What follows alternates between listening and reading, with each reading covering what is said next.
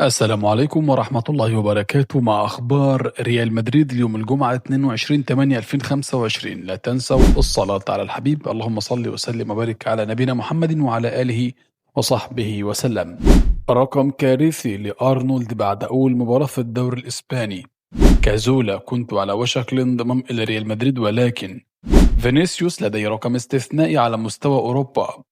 بيع رودريغو يفتح الباب لصفقة جديدة للريال. ألونسو يكافئ ماستانتونو. هل يسقط ريال مدريد من عرشه التاريخي على يد برشلونة؟ رسالة تحذيرية من روندون قبل مواجهة الريال. رودريغو وفينيسيوس: بداية ذهبية ونهاية مؤلمة. ملامح واضحة في ريال مدريد الجديد.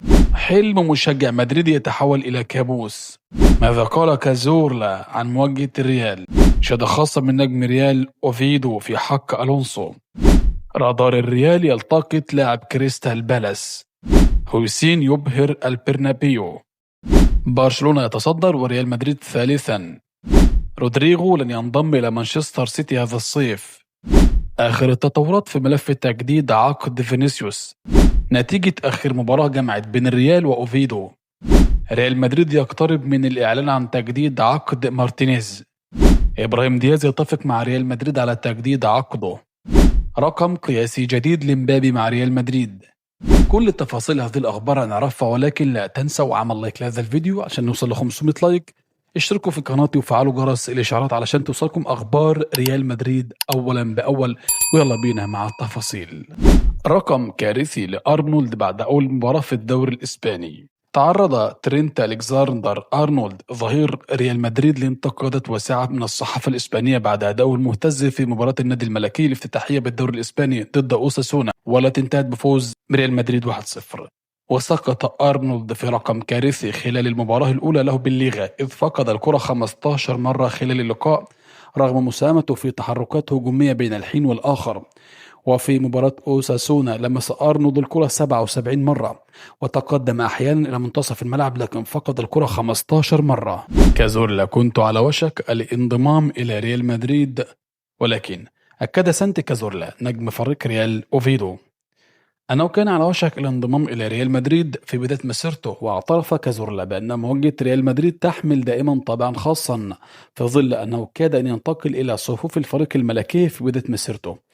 وقال هذا يعني الكثير. وشاهد الكثير من مقاطع الفيديو على مواقع التواصل الاجتماعي من سنوات مضت، وكنا نلعب ضد ريال مدريد عندما يأتي برشلونة أو أتلتيكو، يكون من الرائع دائما مواجهتهم. وعن فشل انتقاله للريال علق: لبضع سنوات كانت لدي اتصالات للانتقال إلى ريال مدريد، إنه ناد رائع الأفضل في التاريخ، لكن الأمور قد تحدث أو لا تحدث حسب الظروف.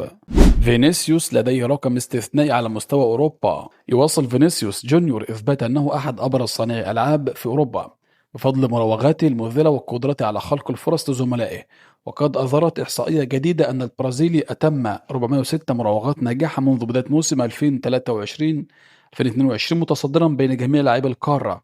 ويعتمد نجم ريال مدريد على سرعته ومهارته في اختراق الدفاعات، ويعد لاعبا قادرا على قلب موازين المباراة خصوصا بعد رحيل كريم بنزيما.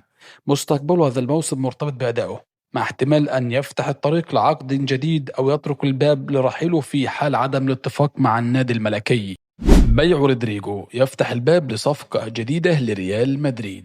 كشفت صحيفة الآس أن ريال مدريد ما زال يبحث عن لاعب وسط مركزي يتمتع بالتحكم والإبداع ليكمل التشكيلة التي يتمناها تشابي ألونسو. والاسم الأبرز في القائمة هو آدم وارتون، موهبة كريستال بالاس البالغ من العمر 21 عام والملقب ببيرلو بلاكبيرن. وارتون خطف الأضواء بفضل نضجه المبكر وقدرته على التحكم في إيقاع اللعب، إلى جانب رؤيته المميزة بالقرب من منطقة الجزاء. عقده مع كريستال بالاس يمتد حتى عام 2029، وقيمته السوقية لا تقل عن 80 مليون يورو، وهو ما يجعل الصفقة شبه مستحيلة هذا الصيف إلا في حالة إتمام عملية بيع كبرى مثل رحيل رودريغو مقابل 80 أو 90 مليون يورو.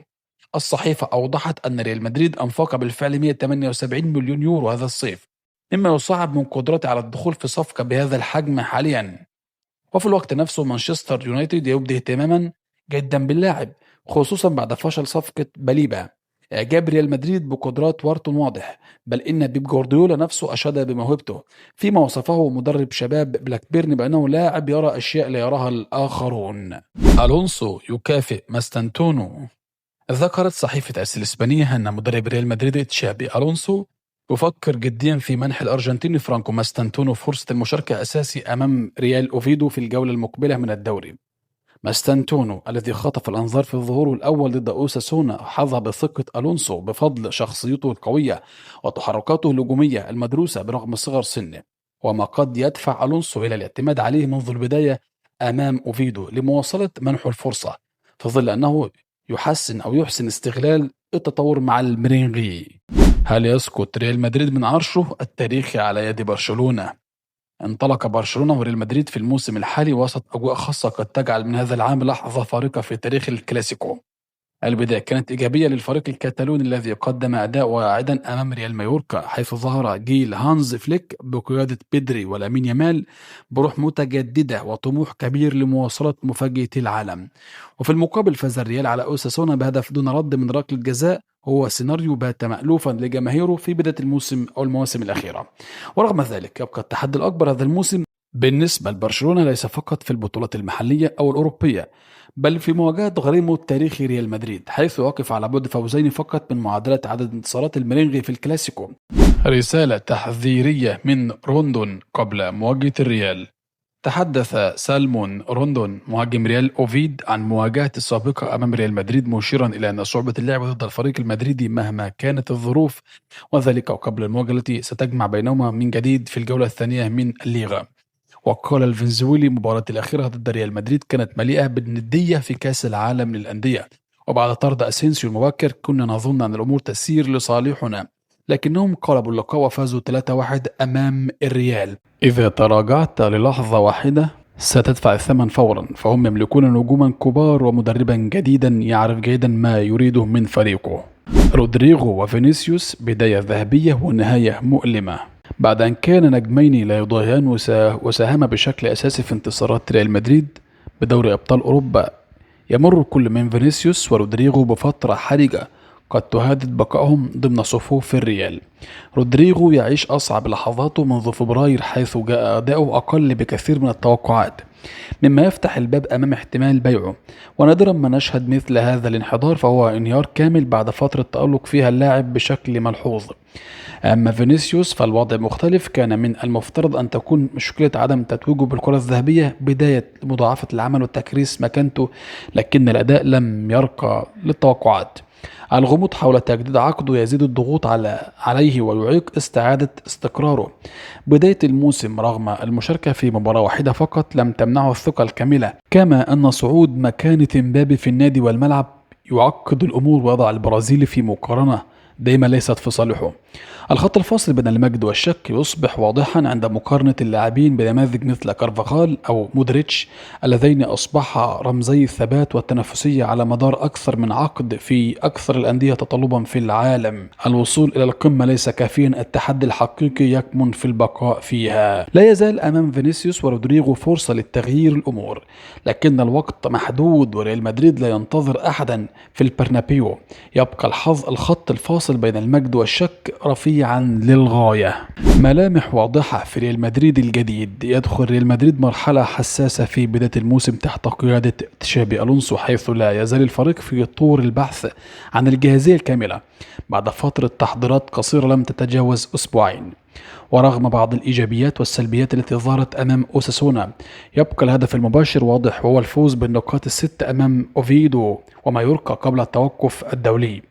الفريق سيستغل هذه الفترة للعمل على تطوير الأسلوب الذي ظهر في جولة الولايات المتحدة وأمام أوساسونا، والذي يقوم على الاستحواذ والضغط العالي وسرعة الانتقال من الدفاع للهجوم، مع التركيز على الانضباط التكتيكي والقدرة على التكيف مع أفكار ألونسو. حلم مشجع مدريدي يتحول إلى كابوس. عاش المشجع الأمريكي فيرتيز، واحدة من أقصى اللحظات في مسيرته كمحب لكرة القدم بعدما قطع آلاف الكيلومترات من الولايات المتحدة إلى إسبانيا لتحقيق حلمه في مشاهدة ريال مدريد من مدرجات البرنابيو أمام أوساسونا في أول جولات الليغا. الحلم سرعان ما انهار عند بوابة الملعب حينما اكتشف أن التذكرة التي اشتراها كانت مزيفة، ليجد نفسه محروما من حضور المباراة التي سافر من أجلها. ماذا قال كازورلا عن مواجهة ريال مدريد؟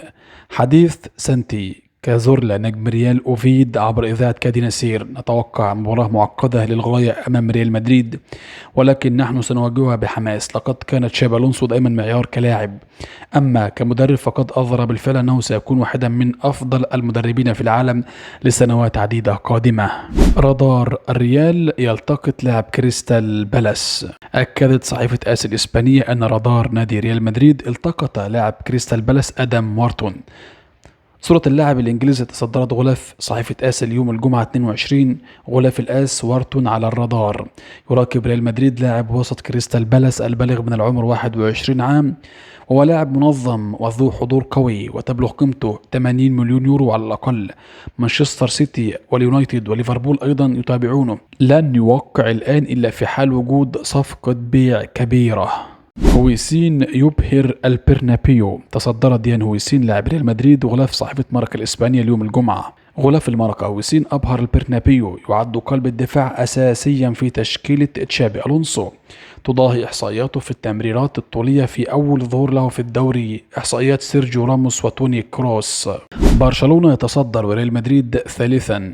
كشف موقع ترانسفير ماركت عن ترتيب الأندية الإسبانية صاحبة أقل معدل أعمار بالليغا هذا الموسم 2025-26، وتصدر القائمة برشلونة بمتوسط معدل أعمار بلغ 25.5، يليه ريال سوسيداد ثم ريال مدريد في المركز الثالث بمعدل 25.7. رودريغو لن ينضم إلى مانشستر سيتي هذا الصيف. أكد الصحفي غيليام بالغ أن مانشستر سيتي قرر منع انتقال لاعبه البرازيلي سافينيو إلى توتنهام خلال سوق الانتقالات الحالي، وبهذا القرار تتعقد احتمالية انضمام رودريغو إلى فريق بيب جوارديولا، إذ كان الانتقال مرتبطا بمغادرة سافينيو لكن بقاؤه أنهى كل الاحتمالات.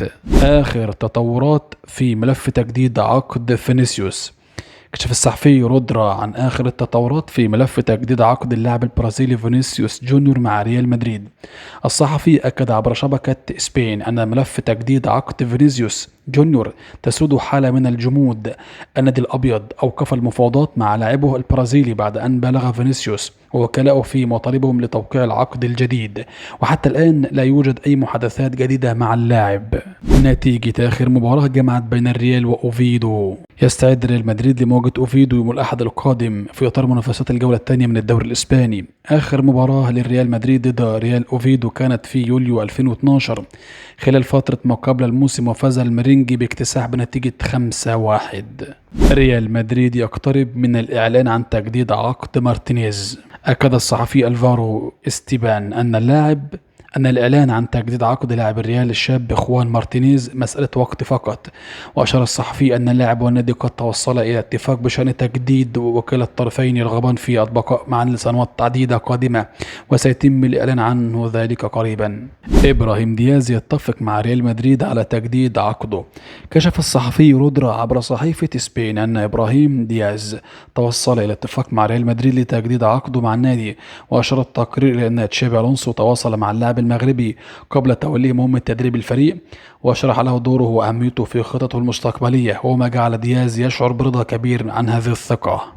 رقم قياسي جديد لمبابي مع ريال مدريد. حقق كيليان مبابي نجم ريال مدريد رقما قياسيا جديدا وفريدا مع الفريق الأبيض بعد عام واحد من انضمامه للملكي. النجم الفرنسي حصد جائزة رجل المباراة أمام أوساسونا الثلاثاء الماضي، وفي الجولة الأولى من الليغا لتصبح عدد المرات التي توج فيها بالجائزة 13 مرة. كيليان مبابي فاز بجائزة رجل المباراة 13 مرة في 35 مباراة بالدوري الإسباني منذ انضمامه إلى ريال مدريد الموسم الماضي. في الختام لا تنسوا الصلاة على الحبيب محمد، اللهم صل وسلم وبارك عليك سيدي يا رسول الله، وما تنسوش تعملوا لايك لهذا الفيديو، واشوفكم في أخبار تانية. السلام عليكم ورحمة الله وبركاته.